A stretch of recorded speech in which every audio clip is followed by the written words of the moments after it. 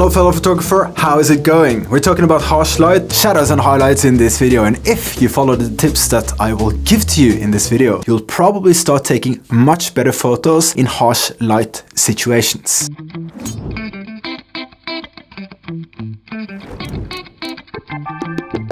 They say that harsh light is bad for photography. And sure, if you're doing portrait photography outside, that's probably true. But for us street photographers, harsh light can really be a very nice gift as we have so many creative expressions that we can use to our advantage.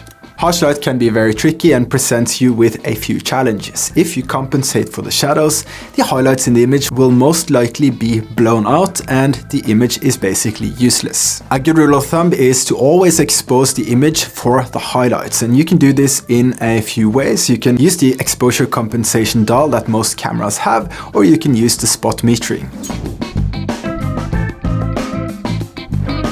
I would say the best times of day is either early in the mornings or late in the afternoons. Midday is definitely the trickiest time of day, but we'll get back to that later in the video. I've divided these tips into three parts: the visual tips, the planning tips, and the gear tips. So stay tuned and let's start with the visual tips. I would use shadows creatively. You can use signs, trees, people even, to see how they fall on, for example, buildings. And you can create some really abstract and cool images with these elements. The second tip is something I do all the time, and that is adding a human element.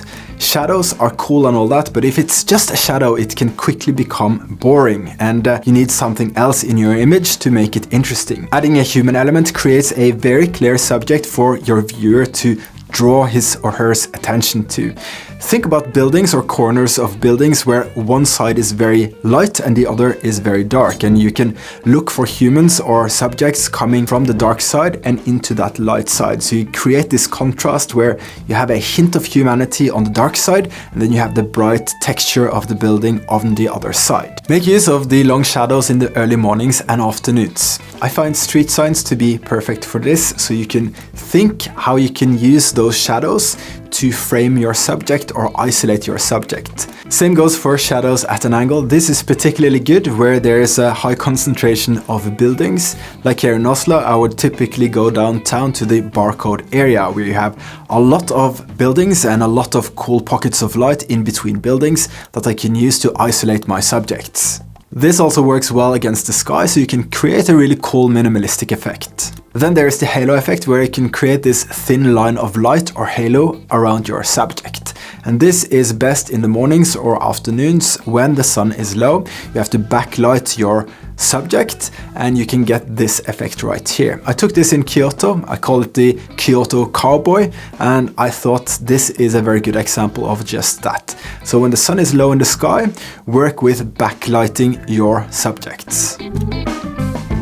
Now for that dreaded midday harsh light. This is by far the trickiest, but we can still make good use of it in the right environments. And I would say that if your city or the place you are in have train stations or museums or any other big public buildings where there is a lot of open space and preferably overhead windows, that's a good starting point. You can walk inside these buildings and you can see how the light hits the floors, the light hits peoples. Maybe you can find a pocket of light and you can still create some really cool expressions and images here. If not, it's time to go for that well-deserved coffee after a long morning. And if you don't have buildings like that in your area where you stay, you can still look for those silhouettes against the sky. When you have people on top of buildings, for example, that's also a good starting point, as I mentioned earlier. We'll soon go over how we can plan to get these types of shots and spotting the different scenes and how the light hits these. As you get better at finding these different things you can play with, you can start combining the elements. So during the harsh midlight, for example, you can look for reflections as well. And I find cars parked in the streets, especially if it's a newly washed car, that serves as a great place for you to find reflections. So you can combine silhouettes with reflections and a nice texture to buildings to make your images much more interesting. And this comes with practice, so all you have to do is go out and practice and try to spot the different things that I've talked about so far in the video, and you'll soon start to find these combinations of visual elements you can add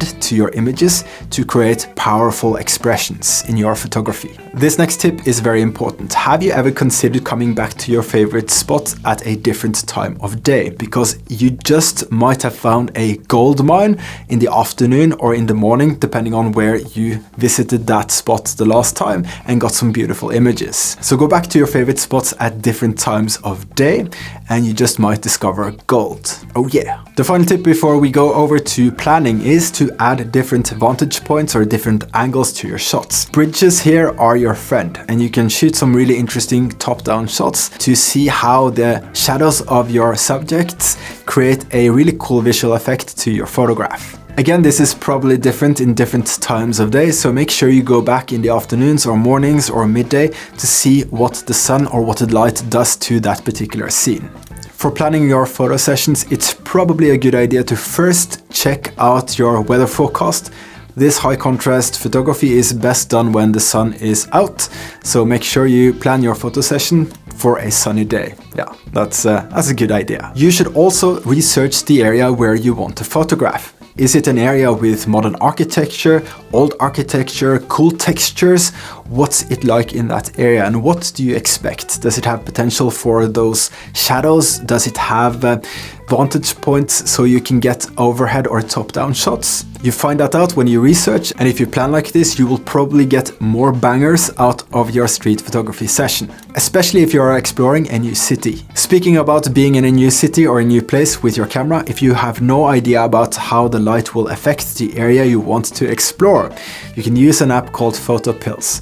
This lets you set time and date so you can better plan how to get the best shadows and highlights for your photography when you're out and about. You can see how the sun travels across the sky. I've used that many times, for example in Italy. That let me find the best shadows in a very cool metro station, and I got some cool images from there as well. So use PhotoPills for planning.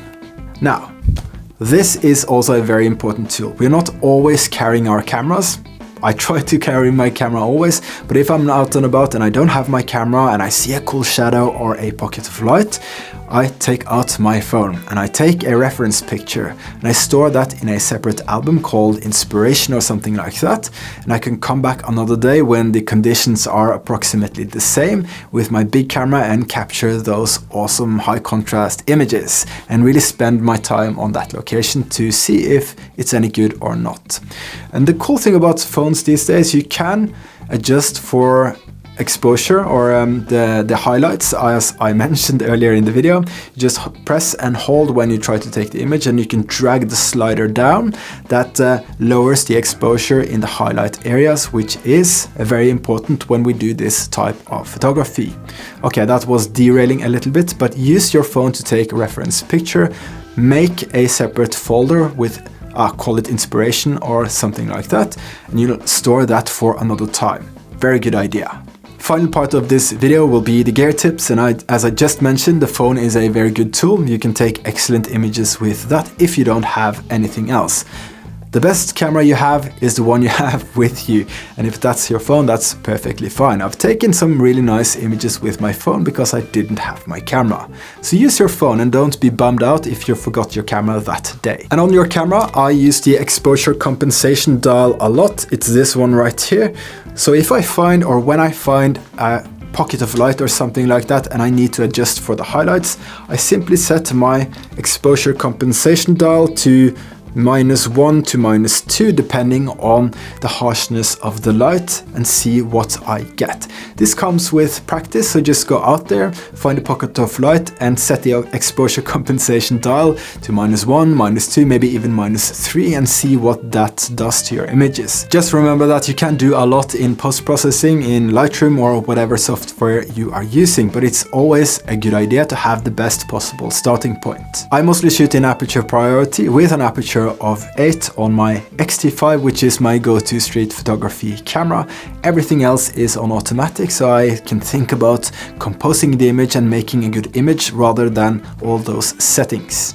And as low ISO as I possibly can. That's usually ISO of 200 to 400 on a bright and sunny day. Now let's talk about the lenses I use. I already mentioned I have the X-T5 as my go-to street photography camera, and I'm a prime lens kind of guy, so I normally use my 23mm and the 90mm f2.0. The 90mm lets me be stealthy, so I can wait at one point and wait for the right subject to appear in that pocket of light or inside of that shadow to frame my subject or anything like that. The 23mm is really my go-to photography lens for anything, and yeah, the 90mm is more for creative, stealthy use. So there's that. For inside use and in tighter spots, the 23mm is my best friend. So different uses for different types of lenses. But if you are a complete beginner, I can recommend you going for a medium range zoom lens instead of 2 primes, because it lets you be more creative and you can really figure out where you like to work in terms of focal range. And if you'd like to see how I do it when I'm out doing my street photography, you should probably check out this video after. And with that, I shall say, hit like, subscribe to my channel if you aren't already. That lets me make more and better content for you. And I'll see you in the next one. Bye bye.